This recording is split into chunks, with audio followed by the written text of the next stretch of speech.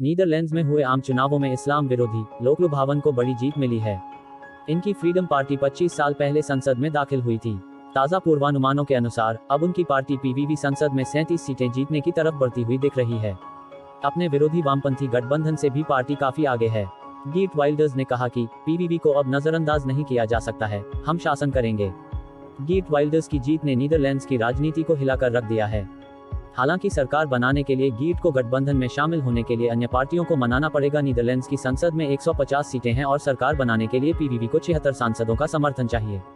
60 वर्षीय वाइल्डर्स ने अपने विजयी भाषण में भी टकराव का रवैया ही अपनाया है। उन्होंने कहा कि हम शासन करना चाहते हैं और हम शासन करेंगे। सीटों की ये संख्या बड़ी है, लेकिन साथ में बड़ी जिम्मेदारी भी है। मतदान से पहले 3 बड़ी पार्टियों ने गीर्ट वाइल्डर्स के नेतृत्व की सरकार में शामिल होने से इनकार कर दिया था, लेकिन अब परिस्थितियां बदल रही हैं।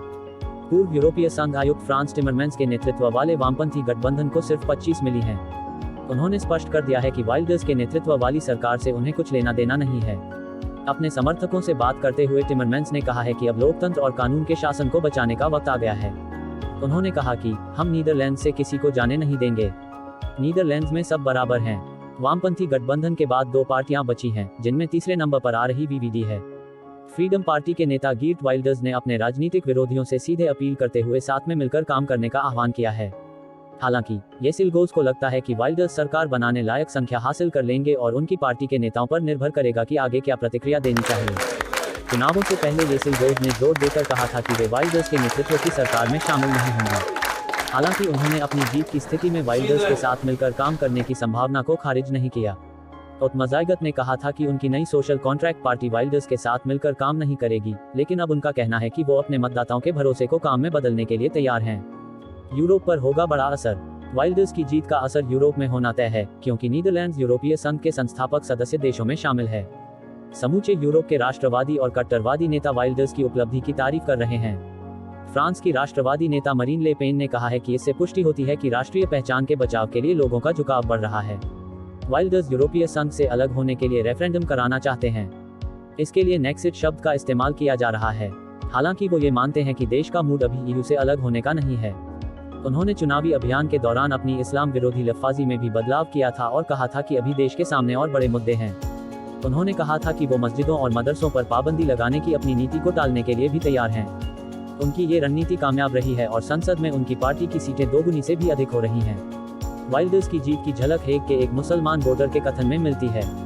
वह कहते हैं, अगर वो मुसलमानों के इतने खिलाफ ना होते तो मैं उन्हें वोट देता।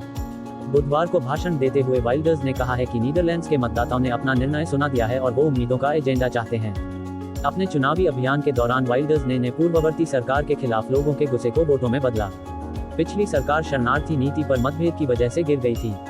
यूनिवर्सिटी ऑफ ट्वेंटे से जुड़े राजनीति शास्त्री मार्टिन रोसेमा को लगता है कि वाइल्डर्स को एक ही साथ अपनी प्लेट में बहुत कुछ मिल गया है।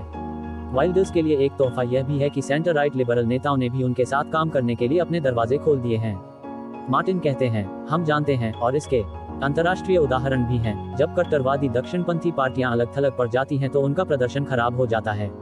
नीदरलैंड्स के चुनावों में शरणार्थी एक अहम मुद्दा रहे और वाइल्डर्स ने ये स्पष्ट कर दिया था कि वो शरण मानने वाले प्रवासियों की सुनामी को रोक देंगे। पिछले साल नीदरलैंड्स में शरणार्थियों की संख्या लगभग 2 गुनी होकर 2,20,000 तक पहुंच गई थी।